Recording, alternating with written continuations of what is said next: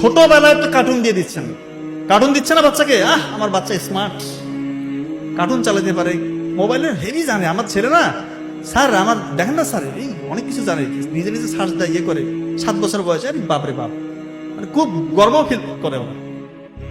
Cartoon দিয়ে দিচ্ছেন, brain থেকে ডোপামিন রিলিজ হচ্ছে, সে অভ্যস্ত হয়ে যাচ্ছে যে আমার এখন সে হাই ডোপামিন যে কাজগুলো থেকে রিলিজ হবে, সে তার ওই কাজগুলো তার করতে হবে। High dopamine, high dopamine release যেগুলো কাজ থেকে হয়, হ্যাঁ, এটা তো বাবা মা জানে। ডোপামিন খারাপ না, ডোপামিন ভালো। যতটুকু আমাদের শরীরে দরকার ততটুকু ডোপামিন ভালো। ততটুকু ডোপামিন কোথা থেকে আসে?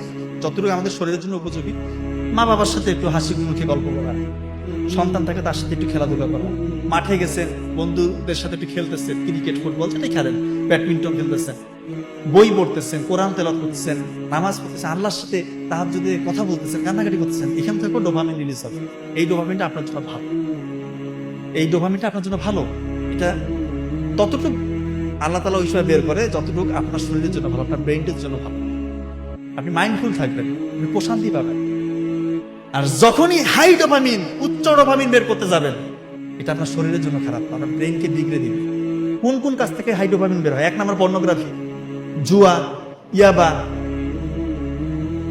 যে কোনো রকমের মাদকাসক্ত, অন্য ঘরের মেয়েদেরকে উকি দেওয়া, যত রকমের আনইউজুয়াল অ্যাক্টিভিটিস আছে। এক কথায় ইসলাম যেগুলোকে নিষেধ করছে সবগুলো জায়গা থেকে এই আপনার কি বলা হচ্ছে হাই ডোপামিন রিলিজ হয়।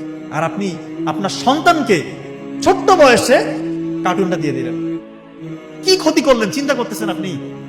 আপনি নিজেই এটা ক্ষতিটা করলেন।